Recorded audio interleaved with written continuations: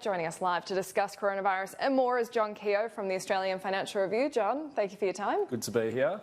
Now, this has turned into a global phenomenon. We've all been rushing for toilet paper in Australia, but we're not the only country doing it. No, it's, the rush is on everywhere, isn't it? I know Scott Morrison's been telling us to just go about our daily normal lives, but I know people in my community have certainly been rushing out to the supermarket, and I saw the unfortunate story yesterday of a woman on social media who couldn't get any nappies for her baby. So this sort of effect is happening. It's a difficult one for the government because at the same time you want to calm the horses, people do want to stock up on these sort of daily necessity items like toilet paper, hand sanitizer, spaghetti, fresh water. Whether it's over the top, I guess time remains to be seen, but certainly a tricky, delicate balancing act for the government to communicate around this. And we've already managed to disrupt our own supply chains. We've got a toilet paper shortage that wouldn't have happened if it wasn't for panic buying. But we do have serious concerns about supply chain, in particular with China. And we've got our first picture today that this is going to impact the economy. But we didn't get a specific number on the supply chain disruption from Treasury. No. What we got is the disruption to higher education and travel. Yeah, so the RBA and Treasury on the same page as each other saying it's going to cut economic growth in the March quarter by about 0.5%. Now, as you point out, that's only education and tourism. That excludes other sectors of the economy. The bushfires on top of that was 0.2 of a percentage point, so we're already up to 0.7 of a percentage point. Now, that inevitably means we're virtually into negative growth territory in the March quarter. Then you layer on top of that business supply disruptions, and the one thing you can't quantify as well is confidence effects. And look, let's say it dips a bit on consumer and business confidence as well. So I can't see how a March negative quarter is avoided. I mean, the March quarter is nearly gone.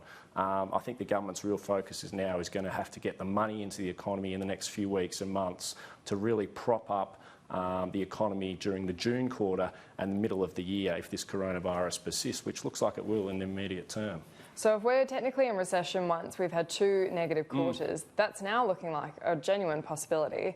Labor's positioning itself saying, well, we've had 30 years of strong economic management, of 30 or 20 years of consistent growth, and now the Liberal government's going to be the one to see that out the door. But do you think they'll be able to manage the message on this, given that it is two real, genuine crises that have prompted this?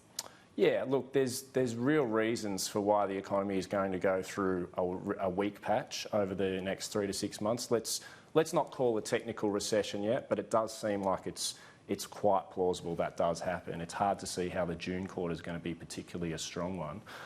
So the government probably will get a bit of forgiveness from voters, given a lot of these conditions are outside of their hands. But I also do take Jim Chalmers' point, and I think it's a valid one. The economy is not as strong as it could have been had the government taken a bit more remedial action last year, as the RBA governor was calling on. A bit more infrastructure spending, maybe some other support, bringing forward tax cuts for business investment, these sort of things that the RBA governor was strongly hinting at. Now, no one was talking about a silly cash splash as Scott Morrison's been making out, just good, sensible measures that would help the demand and supply side of the economy. So, look, the economy is not at a terrible starting point, but it's not as strong and match fit as what it could have been if the government had taken on board the RBA governor's advice a bit more strongly. They're listening to them now, but they could have listened to them a bit earlier.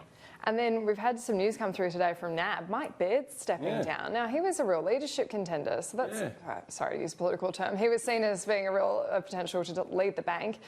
Do you think, what do you think might have happened there? Well, so former New South Wales Premier, obviously, then he went into banking. He was basically second in charge at National Australia Bank, had a huge remit across the bank there. He was a contender to get the chief executive job, of course, after Andrew Thorburn left, but that ultimately went to Ross McEwen, who's a former Commonwealth Bank banker, and also he led the recovery of Royal Bank of Scotland during the financial crisis in the UK as well, and really a great pick for NAB to get Ross McEwen. It's been reported that Baird, who I actually bumped into him last week here at Parliament, he was in quite a good mood. He was looking quite chipper and relaxed, and now I know why.